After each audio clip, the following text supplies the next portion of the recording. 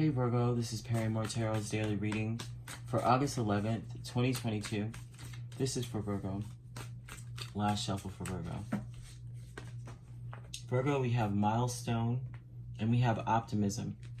Okay?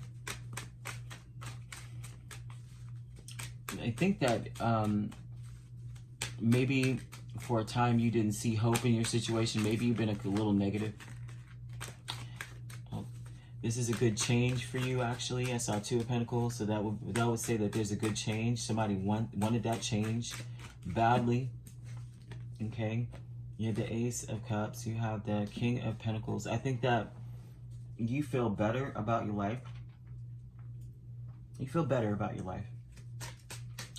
But when it comes to optimism, this is very good. This is about being excited about your next steps, your next moves, being excited about it, okay? But the milestone is here that with King of Pentacles, Ace of Cups, you're being protective in a sense, but also inspired to protect things in a way, like, you know how people say when you're protecting something, yeah. Because something may be about to end or has ended or something like that. I think a lot of times when people say protective, you know, we all think possessive or somebody who's just kind of like a stick in the mud in a sense, you know what I mean? Or someone who's very assertive, aggressive.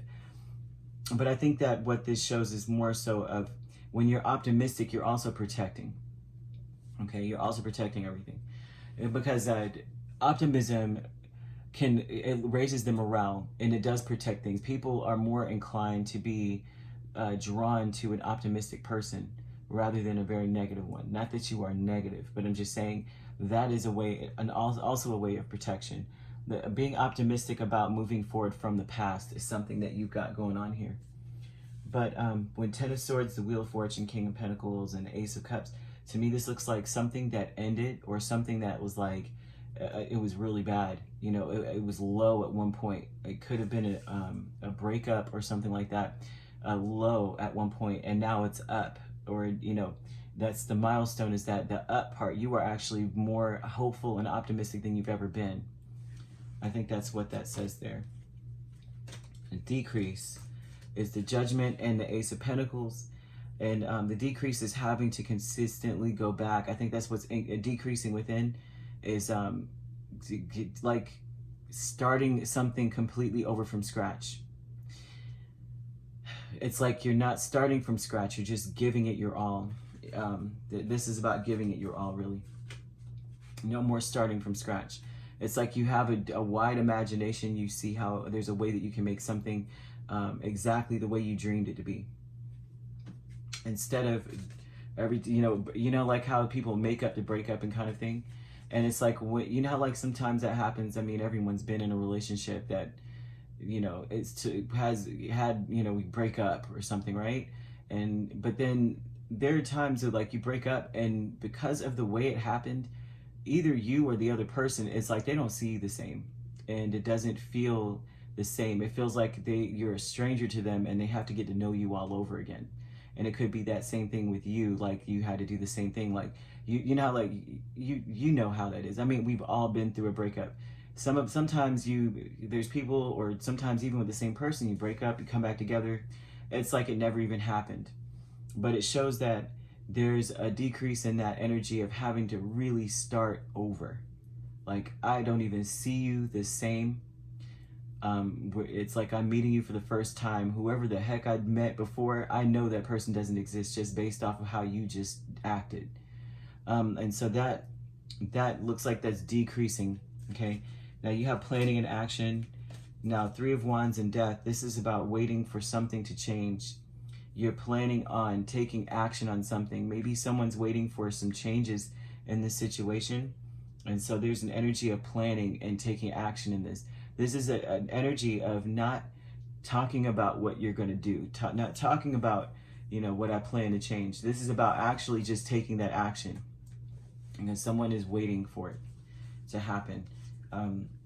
There may be an energy of also just waiting in general, but that needs to change, right? So with death here, that would say that instead you're just going, you're acting, you're doing, and you're being. This is what's spurring this along, is an energy of someone waiting for change. And it could be you or the person you're connected to, waiting for some changes to happen or waiting for something to occur. And you don't have to be connected to a person for this to be occurring or happening for you.